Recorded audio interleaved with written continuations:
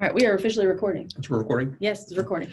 Ready? Hey, everybody, welcome back to Medical Monday. Good to see you guys. This week is meniscus tear. Meniscus tear. Meniscus tear is a ligament that actually holds your knee in place. And we oftentimes see this, unfortunately, with a traumatic injury, like a twisting motion of the knee. As it twists, it'll actually tear this meniscus that your knee really kind of helps stabilize. Mm-hmm. And we also see a lot with this with athletes. But yes. Even as we age, we see it more because of degeneration. So it's either common in younger athletes doing twisted motion or older people as the joint itself is deteriorated and now it's not holding the way it's supposed to. You are correct. Yes. So just like you explained, the meniscus it's like a groove on the lower bone in your leg called the tibia. And there's two of them. There's one on the inside and there's one on the outside. And it allows the femur, which has two little nubs. Two little nubs. Oh, I like your fingers. Two little nubs. Yep. It sits on a pocket. And they sit on those little pockets. Yes. And they're kind of like shock absorbers because they actually do help quite a bit with that, mm-hmm. but they help hold the knee in place as well. And it's the twisting motion that will tear them. Yeah. There's a lot of ligaments involved in the knee joint as well. But as you can see here, there's the two meniscus. Two little cups that hold. Yes. And those ligaments, as you're during sports, there's a ligament on the outside, or the inside of the knee, mm-hmm. that is connected to the meniscus. So when you twist the knee, it actually pulls a tear in that meniscus. That's why we see that's the most common one. Mm-hmm. As we age, what those two top bones of your femur that sit on that meniscus, as they deteriorate and degrade, they look more like Swiss cheese. They get holes in them. So now as we twist, it actually slices into the meniscus. So that's kind of why we have those injuries with them. Mm-hmm. Yes. And we've mentioned it a few times, the most common causes of this is actually more in younger athletes due to that twisting motion with the quick movement and torquing to change directions. It'll just cause that to rip or tear. And then also age-related injuries due to degenerative change. And likely what happened was something happened when you were younger, and then we didn't take care of it. So as we age, we get to deal with the effects of our. We see a big increase in athletes now because of this great thing called turf. Mm-hmm. Turf is awesome. We see even high schools nowadays have turf on their fields. It creates a better traction for players to do these cut motions. But as you're doing these cut motions, you're actually putting a lot of force on your knee. So we do see an increase in meniscal injuries just because of this increased turf that we're now using to give us more traction. Yes, that is true. And there's different types of tear. Believe it or not, the material that the meniscus is made out of is slightly different than a lot of the other tissues in our body. And so it does actually respond differently to the injuries. One of the most common is called a bucket handle tear. And it's literally just like a mop bucket handle. When you pick it up, there's just a flap that comes up of the meniscus. But there are many other ways that it can actually tear. The bucket handle tear Dr. Gabby is talking about is the most common one, and patients will complain that they feel like their knee is catching, like it's not moving right. It's got a catching motion to it, and that's because of that tear is now not a smooth movement. You're actually going over this compacted version or tear within your meniscus. Yes. So it does. And what happens over time is it just continues to fester and get worse, and things from there happen. But one of the most common things people need to do, or things you can do at home to take care of it, is to just rest. Yep. Just get off that knee. It's very important whenever we have an injury to recover and allow ourselves to that time to really allow our bodies to heal ourselves. And that initial inflammation is very important. So rest is a huge key. With most patients, rest is very difficult because they want to be active, they want to do things. But with a patient who has a meniscal tear, it's very easy to get them to rest because it is very painful procedure or a very painful injury to have. Mm-hmm. So they're very on board with resting. Yes. And our knees, I'm not sure if everybody knows this, but our knees are weight-bearing joints. And so sometimes we need assistance after an injury. So crutches, walkers, canes, anything to help get pressure off of that knee to get you back up and moving. It's very important after an injury to make sure you get back up and moving. And so crutches or things like that, assistive devices are great to help encourage that movement back into part of that comfort level. Just because you have an injury, you need a rest. Life still goes on. You still got to go to the grocery store. You still got to go to work. There's still things that have to occur. And if it's very painful to walk, an assistive device for a short period of time is the way to go, because you want to give some relief to that area instead of continual damage to that area by putting the full weight on it. Yes. And I like that you specified short period of time. It's very important to not rely on this for a very long period of time, because you might rely on it forever if we don't, really assess the situation at that point. And then exercises. Exercises need to be done for a long period of time.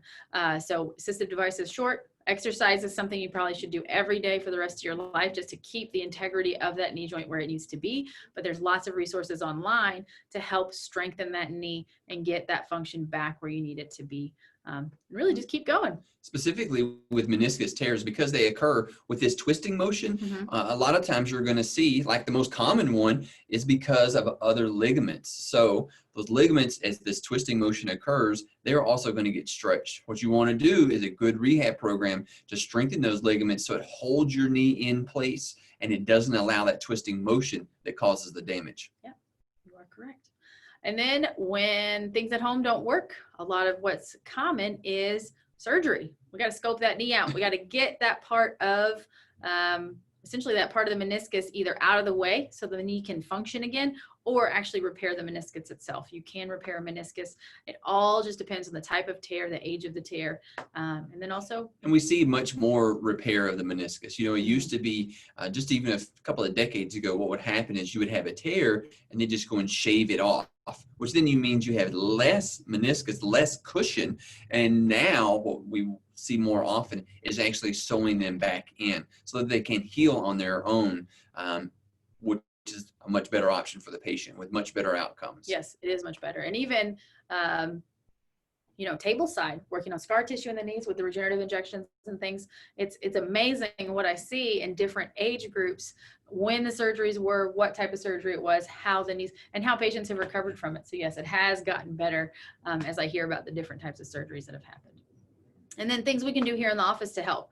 We need to work on the integrity of that knee joint and the function of that knee joint. And we actually have a specialized piece of equipment to help decompress that knee. So it actually helps to separate the knee, stretch those ligaments, challenge things, and open up that joint space to really allow the synovial fluid, the joint itself, to just function and be at rest. And part of that decompression that's phenomenal with the repair of the meniscus and the health of the knee itself is that it helps exchange nutrients. So when you put specific pressure on any joint, that fluid, that synovial fluid within there, is very easily exchanged with the tissue around it. So that helps to get good fresh fluid, good fresh nutrients into that joint space. As it heals, that's really what it needs. Yeah, it does.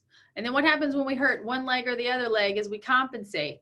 And so adjustments are a phenomenal way to help you recover and get rid of those assisted devices.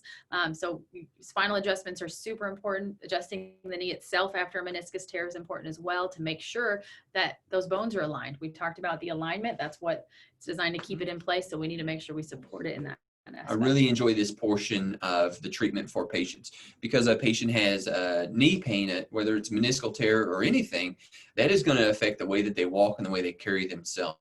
Their total body alignment is going to change, because one, a meniscus tear is very painful. So they're going to rest. They're going to be sitting more than they normally would. And two, they're also going to be using some sort of assisted device, whether it's a cane, a walker, crutch, and that is also going to cause other problems, because that's not naturally how our body moves. So it's really important to think about just an injury in one area.